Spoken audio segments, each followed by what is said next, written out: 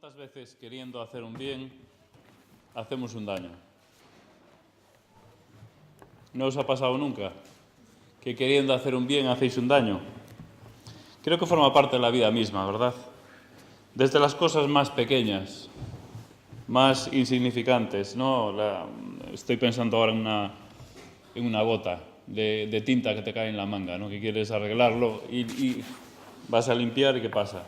Estropeas más todavía, ¿verdad? Extendemos la mancha. En el ámbito familiar, ¿verdad? ¿Cuántos errores se cometen? Los abuelos, ¿cómo quieren a sus nietos?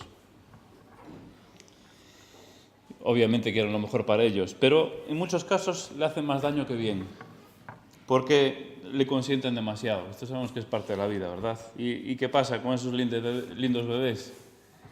Que se convierten en verdaderos tiranos. Eso pasa, ¿verdad? En la vida real. Queriendo hacer un bien, pues a veces hacemos más daño.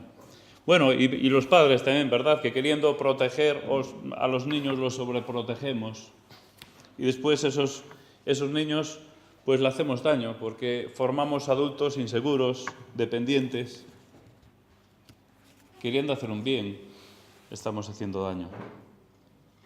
Podríamos poner muchos ejemplos más, ¿no? Estos son los que esta mañana a mí se me han venido a la cabeza, pero hay muchos más ejemplos. La cuestión es que esto también puede ocurrir, y de hecho estoy convencido que ocurre en la Iglesia también. Y muchas veces queriendo hacer el bien, podemos estar siendo tropiezo. Podemos, con toda la mejor intención del mundo, pues estar siendo frenos para el avance del Evangelio. Realmente la tercera epístola de Juan me lleva a hacer una reflexión en este sentido. Y la reflexión o la cuestión principal que saco yo de esta epístola es una pregunta que me hago a mí mismo. ¿Soy un colaborador en el avance del Evangelio o estoy siendo un freno? Creo que de alguna forma hemos condensado esto en la tercera epístola de Juan. Ahora os explicaré por qué. Vamos a leerla porque es una carta muy corta, muy breve y de muy fácil lectura. Tercera epístola de Juan dice lo siguiente. Es importante prestar bien atención, mucha atención, porque vamos a hablar de los distintos personajes que vemos que aparecen aquí y es importante que estemos bien atentos. El anciano a Gayo, el amado, a quien amo en la verdad. Amado, yo deseo que tú seas prosperado en todas las cosas y que tengas salud, así como prospera tu alma. Pues mucho me regocijé cuando vinieron los hermanos y dieron testimonio de tu verdad, de cómo andas en la verdad. No tengo yo mayor gozo que el oír que mis hijos andan en la verdad. Amado, fielmente te conduces cuando prestas algún servicio a los hermanos, especialmente a los desconocidos, los cuales han dado ante la Iglesia testimonio de tu amor, y harás bien en encaminarlos como es digno de su servicio a Dios para que continúen su viaje. Porque ellos salieron por amor del nombre de Él, sin aceptar nada de los gentiles. Nosotros, pues, debemos acoger a tales personas para que cooperemos con la verdad. Yo he escrito a la Iglesia, pero Diótrefes, al cual le gusta tener el primer lugar entre ellos, no nos recibe. Por esta causa, si yo fuere, recordaré las obras que hace parloteando con palabras malignas contra nosotros, y no contento con estas cosas, no recibe a los hermanos. Y a los que quieren recibirlos se lo prohíbe y los expulsa de la Iglesia. Amado, no imites lo malo, sino lo bueno. El que hace lo bueno es de Dios, pero el que hace lo malo no ha visto a Dios.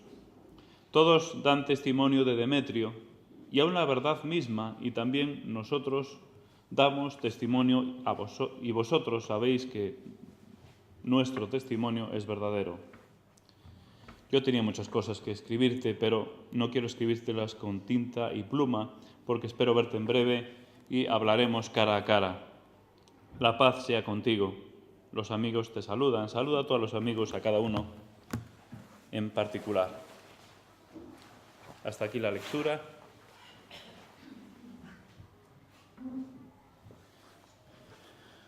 Vamos a ver una carta de la época secular, no bíblica y que no tiene nada que ver con la Biblia, pero una carta de la misma época de esta que escribió Juan. De Ireneo a su hermano Apolinario. Se te saluda. Rezo constantemente para que tengas salud. Yo disfruto de buena salud. Quiero que sepas que llegué a tierra el 6 del mes de Epeiz y acabé de descargar el 18 del mismo mes y subí a Roma el 25 del mismo mes. Y allí se nos recibió como Dios quiso. Estamos esperando todos los días que nos dejen partir, pero hasta el día de hoy a ninguno de los que estamos en el servicio del grano se le ha permitido salir. Saludos personales para tu esposa y para Sereno y para todos los que te aman. Adiós. Esto es una carta contemporánea, esta carta del apóstol Juan. ¿Por qué la leo? Para que nos demos cuenta que esta carta de Juan realmente era una carta, vamos a decir, típica o habitual de aquella época, de que el correo, como veis, tienen bastantes aspectos en común: el saludo, el deseo de buena salud inicial, después el cuerpo de la carta con las noticias, incluyendo después los saludos o el saludo final. Es decir, parece que tienen, como veis, bastante en común. Mismo formato que utiliza Juan.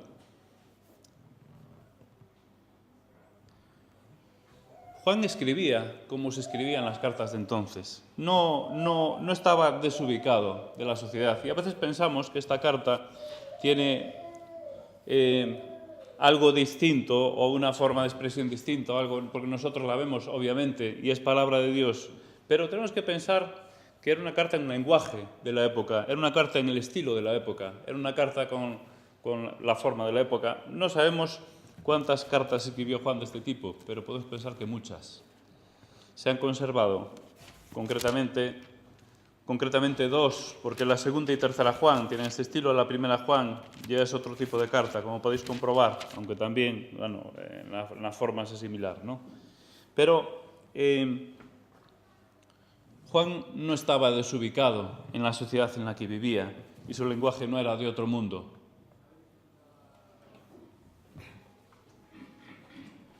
Escribía como lo hacían las personas de la época. Creo que ya en esto hay un mensaje claro para nosotros y creo que nuestro lenguaje y nuestra forma de vida y el Evangelio tiene que ser algo natural, es una vivencia, porque para Juan era lo que era una vivencia. Aquí encontramos en esta carta 4 personajes o 4 personas, mejor dicho. En primer lugar, el apóstol Juan, no hay duda que es el autor. El estilo, si lo comparamos con la segunda, que tiene muchísimos puntos en común, incluso también con la primera, los temas que trata, el tema de la verdad, etcétera, etcétera. Creo que no hay duda, ¿verdad? Evidencias internas muchísimas. Apóstol Juan, el autor de la carta. En segundo lugar, el destinatario de la carta, Gallo. Hay otros, por lo menos 3 Gallos más en la escritura, pero no es ninguno de los que aparecen en los otros textos. O eso se cree, o eso creen los entendidos, que no es ninguno. Parece que este Gallo, parece que también era un nombre muy común en aquella época. Había muchos gallos, no sé muy bien, pero es así, había muchas personas con este nombre. Es el destinatario de la carta y es el colaborador del apóstol Juan, colaborador, hospedador. Por otro lado tenemos a Diótrefes. No creo que hubiera muchos con ese nombre, pero seguro que alguno había. Por el contexto podemos pensar que era un líder, obviamente, de la iglesia, líder local de aquella iglesia, que se oponía y que no recibía, como hemos leído, a las visitas de los predicadores itinerantes. Y por otro lado tenemos a Demetrio, el recomendado por Juan. Probablemente, y decimos probablemente porque no lo sabemos con certeza, y creo que nadie lo sabe, líder o uno de los misioneros itinerantes que iban, y probablemente también portador de la carta que llevaba a Gallo, era el portador de la carta. Por eso el apóstol Juan lo recomienda. ¿Para qué? Para que lo reciba. Esa es la esencia principal de la carta. Ahora bien, leyendo esta carta, yo me hice la pregunta, y os hago la pregunta. Hablamos en primer lugar de Diótrefes. ¿Era tan malo Diótrefes?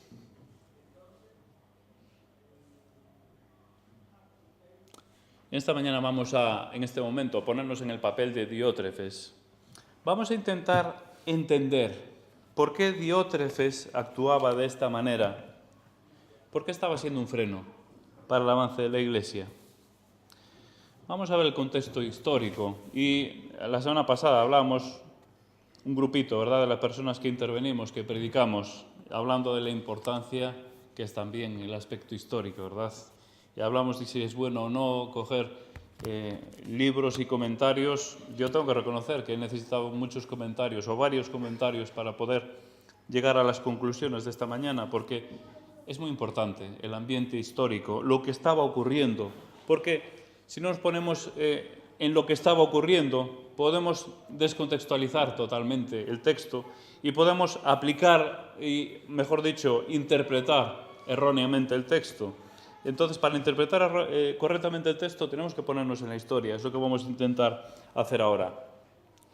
Bueno, tenemos que ver que la Iglesia era distinta en cuanto a gobierno, en cuanto a dirección, a cómo es hoy en día. Hoy en día, cada iglesia local, normalmente hay excepciones. Sabéis que hay agrupaciones, hay denominaciones que tienen distinto, pero normalmente, por lo menos en nuestros medios, cada iglesia local es autónoma en su gobierno, en su dirección. Entonces no era así exactamente. Había tres liderazgos, había tres influencias a la iglesia primitiva, quiero decir, que son, en primer lugar, los apóstoles.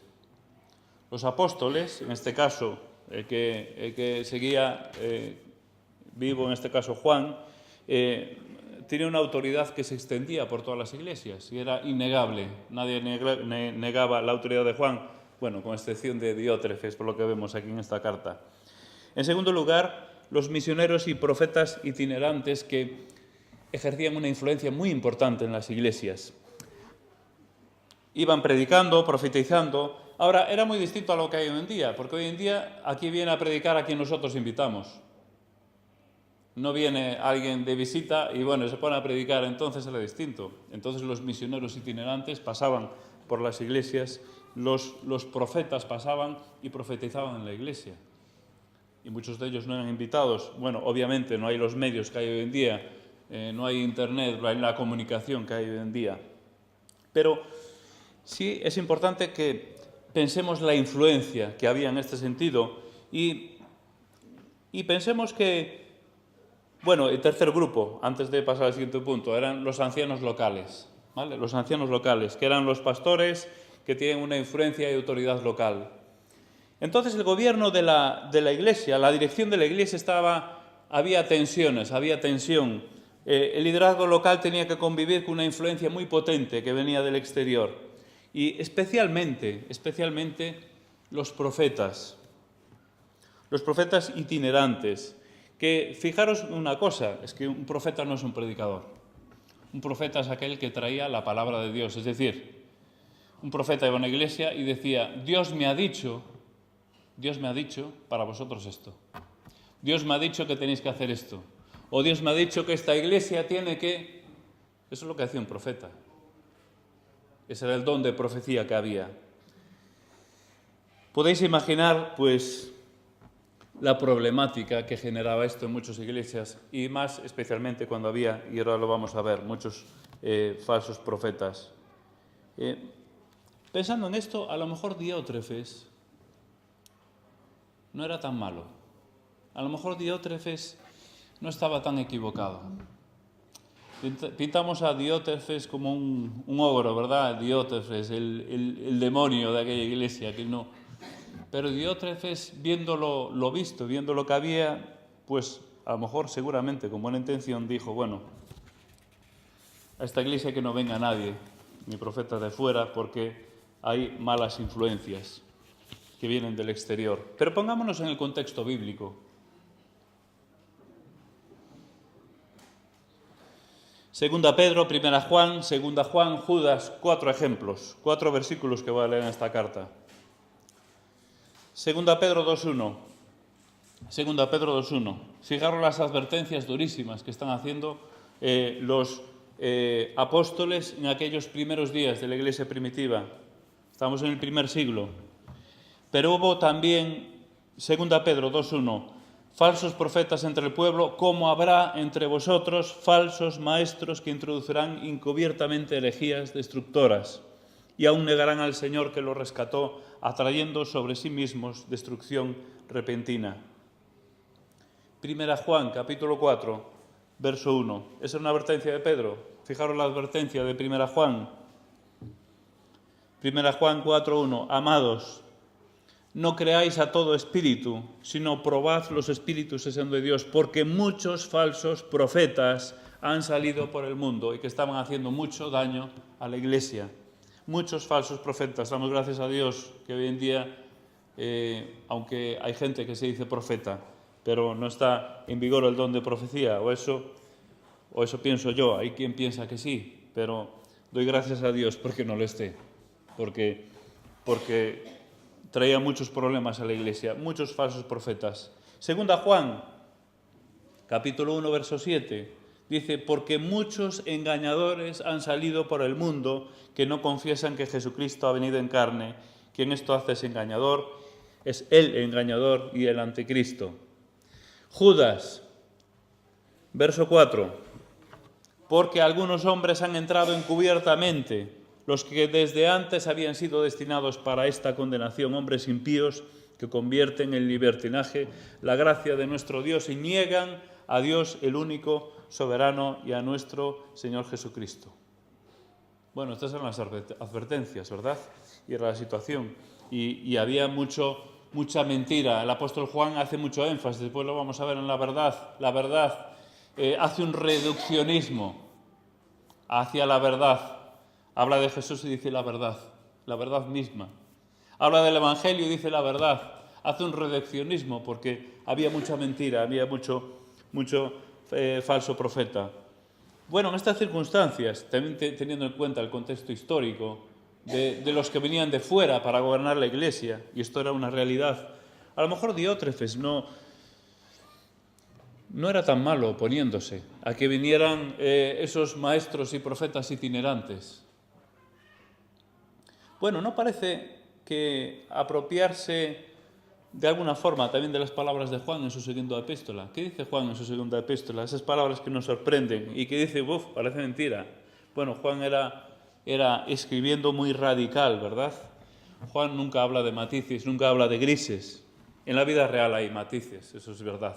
Pero Juan nunca habla de matices, habla de blanco o de negro. Y allí en segunda Juan, lo vimos la semana pasada, verso 10 dice, si alguno viene a vosotros y no trae esta doctrina, ¿qué dice? No lo recibáis en casa ni le digáis bienvenido, porque el que le dice bienvenido participa en sus malas obras. Bueno, Diótrefes estaba apropiándose de esta enseñanza del mismo Juan. Posiblemente, quiero pensar que Diótrefes actuó con la mejor intención del mundo. No lo sé. Seguramente lo hizo para proteger la congregación, la Iglesia. Tenemos que ponernos en el contexto. Todas las falsas doctrinas que estaban llegando de fuera. Podemos imaginar que posiblemente haya tenido una situación anterior con algún falso maestro que hubiera causado alguna división en la Iglesia, en fin. Seguramente algún trauma había tenido este hombre. Además de esto, en el primer libro de orden para la Iglesia, escrito en el primer siglo, la Didache, es el primer libro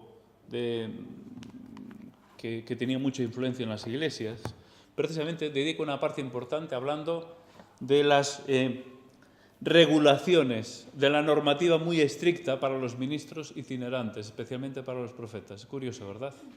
Y me hace pensar, por algo será. ¿Cuál fue el error de Diótrefes? Tal vez, bueno, en lo poco que conocemos, su error fue cerrarse en banda totalmente, ¿verdad? Tal vez no fue equilibrado en su decisión.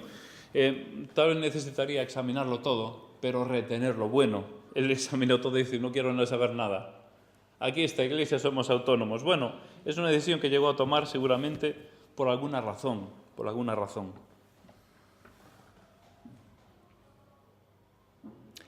Ahora, lógicamente, esto llevaría, podéis imaginar la situación, ¿no? A criticar a los ministros itinerantes, que es lo que le achaca a Juan, Curiosamente, Juan no le dice nada doctrinal, no hay ninguna discusión doctrinal en este libro. Aquí en este libro solo se habla de actitudes, de nada más, de actitudes. Es curioso, ¿verdad? No se habla de ninguna doctrina, de la verdad, pero no se explica. Diótrefes que está equivocado en cuanto a esta doctrina, o que está enseñando erróneamente, no se dice nada de esto. Solo se habla de actitudes. Lo cierto es que esta situación se encona de tal manera que Diótrefes llega a tal extremo que no solo no recibe a los extranjeros, esos ministros itinerantes, sino que echa o amenaza con echar de la Iglesia a aquellos que sí los reciben, como veis aquí, como hemos leído en el texto. Posiblemente Diótrefes tenía mucha razón en lo que hacía. Lo que pasa es que le faltaba una actitud adecuada. Y lo dijo Julio la semana pasada, con la razón solo no vamos a ninguna parte. Necesitamos la razón acompañada de una buena actitud. En este caso sería interesante que fuera acompañada de amor, ¿verdad? Como es el caso de Gallo. Y ahora hablamos de Gallo. Gallo es el cooperante. Lo cierto es que en la imagen de Diótrefes vemos como una persona, no lo sabemos, estamos en parte lucubrando, pero seguramente queriendo hacer el bien, estaba haciendo un daño importante a la Iglesia. Y esto nos hace pensar que también debemos de mirar a nosotros. Y a veces nuestras actitudes, lo que hacemos, tenemos que pensar si estamos siendo freno o estamos colaborando en el avance de la Iglesia. Gallo, el cooperante, aquel que cooperaba. El encargo a Gallo lo vemos en unos versos del 5 al 7. Y esta es la esencia de la carta, este es el motivo de la carta. El apóstol Juan escribe a Gallo para que no se deje influenciar por Diótrefes. Posiblemente estaban en la misma iglesia, no se sabe exactamente, pudiera ser una iglesia de la misma ciudad, pero es probable que fueran de la misma iglesia. Uno para que no se deje influenciar y otra para que reciba a Demetrio y estos colaboradores con este ministerio itinerante. Si leemos allí en el versos del 5 al 7, leemos: amado, fielmente te conduces cuando prestas algún servicio a los hermanos, especialmente a los desconocidos, los cuales han dado ante la Iglesia testimonio de tu amor, y harás bien en encaminarlos como es digno de su servicio a Dios para que continúen su viaje. Esta es la esencia de la carta. Por esto escribe el apóstol Juan, para que reciba, para que hospede y para que encamine con los víveres y con todos los pertrechos necesarios para el viaje, porque los obreros salían sin nada, por lo que dice el texto, ¿verdad? Porque ellos salieron por amor del nombre de él sin aceptar nada de los gentiles. Tenemos que entender una cosa, que la hospitalidad en el primer siglo no era una opción, era una necesidad, una profunda necesidad. Y se hace muchísimo énfasis en la hospitalidad. Obviamente la sociedad hoy en día ha cambiado, no podemos trasladar de la misma forma. Obviamente la hospitalidad debe ser parte de nuestras vidas. Pero entonces tiene un matiz mucho más importante, porque no había prácticamente posadas. Y las que había eran muy deficientes y estaban muy mal vistas. Muy mal vistas. Aparte de higiénicamente era algo deplorable, por lo que algún comentarista cuenta. Pero la verdad es que, además de ser antihigiénicas, tenían muy mala fama. También los posaderos, que intentaban muchos de ellos aprovecharse de los que iban allí. No había, aquel que quería viajar tenía que necesariamente ir a casa de algún amigo o conocido. Pero esto no en la iglesia, esto en la sociedad de aquel entonces. La sociedad vivía de esta manera. Y de hecho, había una especie de registro en unas ciudades de conocidos, y se registraban y decía: allí tengo tal o tal conocido. Llegaba, yo soy tal persona, y tenía que identificarse, y entonces ser hospedado. Es decir, había un sistema de hospedaje dentro de las casas, no había lo que hay hoy en día, los hoteles y los sistemas que tenemos hoy en día. Esto hay que tenerlo en cuenta. Por eso la colaboración de Gallo era tan importante. Por eso el apóstol Juan escribe esta carta, porque estos hermanos tenían que ser hospedados y tenían que ser atendidos en casa de alguien. Y más teniendo en cuenta que la iglesia estaba cerrada para ellos, porque Diótrefes, probablemente un anciano de la iglesia, pues no hospedaba ni dejaba que nadie de la iglesia los hospedara.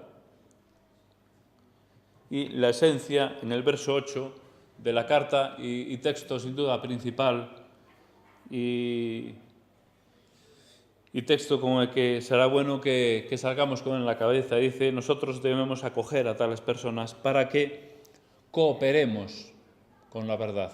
Para que cooperemos con la verdad. Esta es la esencia de esta carta, cooperar con la verdad. Y de esta frase, de este versículo, salía mi pregunta para mí también. ¿Cómo estoy cooperando yo con la verdad? ¿Cómo estoy cooperando yo con el Evangelio? ¿Cuál es mi actitud con respecto a esto en la Iglesia?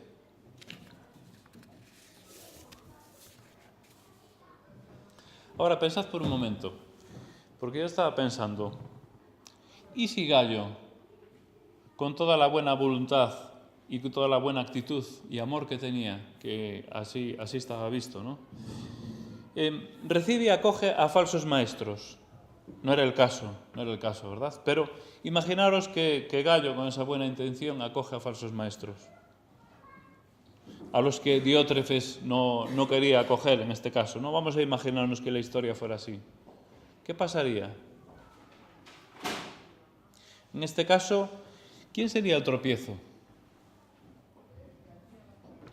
¿Os dais cuenta cómo cambiaría totalmente la situación? Si Gallo estuviera acogiendo, recibiendo y ayudando para que falsos maestros se introdujesen en la Iglesia y diesen la falsa doctrina, Gallo estaría siendo el elemento de tropiezo. Y Diótrefes, en ese caso, imaginemos que fuera así la historia, estaría siendo pues, el elemento que estaba cooperando para evitar que la Iglesia se contaminara.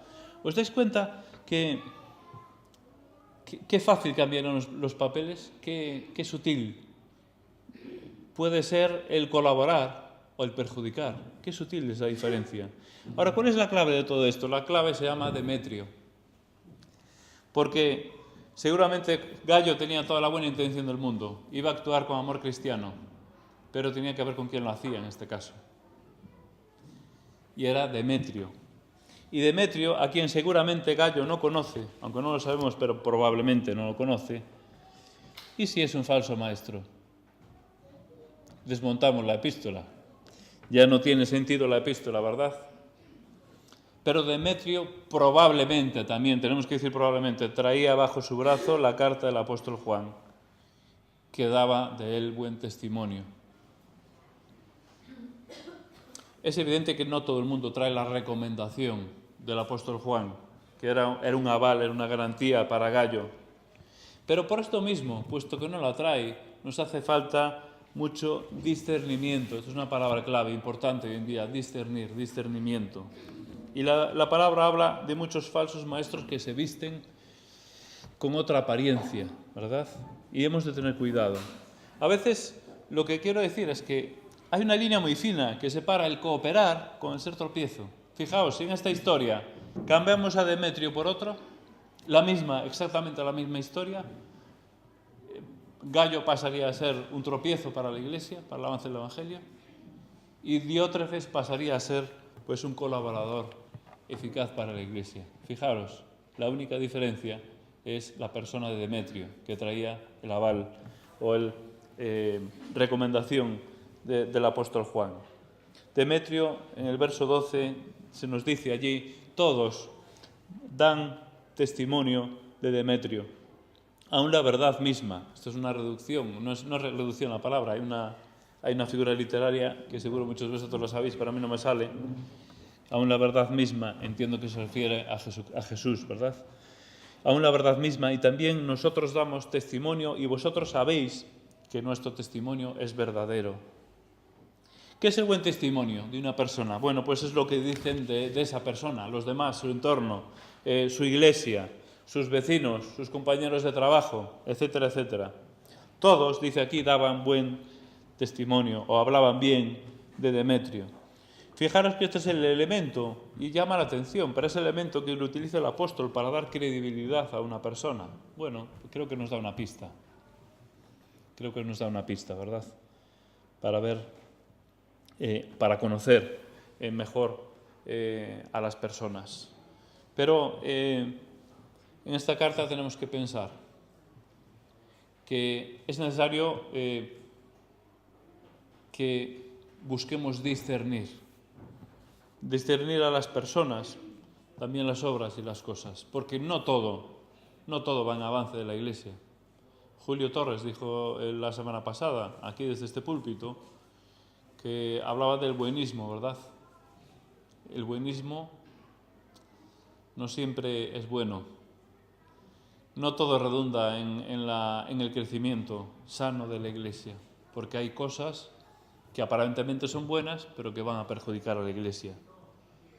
En este caso concreto estamos hablando de los falsos maestros, pero creo que podemos esto extrapolarlo, hablarlo a muchas otras situaciones o contextos, y creo que debemos de pensar y seriamente y discernir todas las cosas, todas las actividades que hacemos. Todas las cosas que hacemos que hemos de discernir si realmente van en avance, si van en crecimiento de la Iglesia y si redundan en la gloria de Dios. Y no todas las cosas van en esta línea. No todas las actividades y todas las personas a lo mejor van en esta dirección. Creo que hemos de ser críticos. La palabra de Dios lo cierto es que lo advierte. Hemos leído 4 textos, pero hay muchos más que nos advierten. Y son las últimas cartas que se han escrito a la Iglesia y advierten, cuidado, van a llegar falsas doctrinas. No estamos, aunque sí es una situación distinta, pero no es tan distinta la situación como pensamos. Están llegando falsas doctrinas, están llegando falsos evangelios, especialmente del otro lado del Atlántico, falsos evangelios, donde se predica a Cristo, pero se predica falsamente, se predica a un Cristo que no es verdadero, sino que es falso. Bueno, como he comentado antes, en esta carta se hace mucho énfasis en la verdad. Ya estamos terminando, hoy sí tendremos tiempo para el café, por lo menos 15 minutitos, o espero que sí, que tengamos ese tiempo. Hay un énfasis casi excesivo en la verdad, porque se menciona la verdad para todo. Obviamente, no solo en esta carta, en las 3 cartas de Juan, obviamente creo que es evidente que existe una fuerte intención de contrarrestar, ¿verdad? Contrarrestar las falsas enseñanzas, la mentira. Y Juan, como dije antes, escribe de forma radical. No todo es tan radical. Es decir, hay muchos matices. Seguramente Diótrefes tenía muchos matices. Aquí está como un demonio, literalmente, pero habría mucho que matizar. Por eso hice la introducción con respecto a Diótrefes, ¿no? Pero Juan escribe o blanco o negro. A veces es bueno también, a veces es bueno para que nos ayude a definirnos.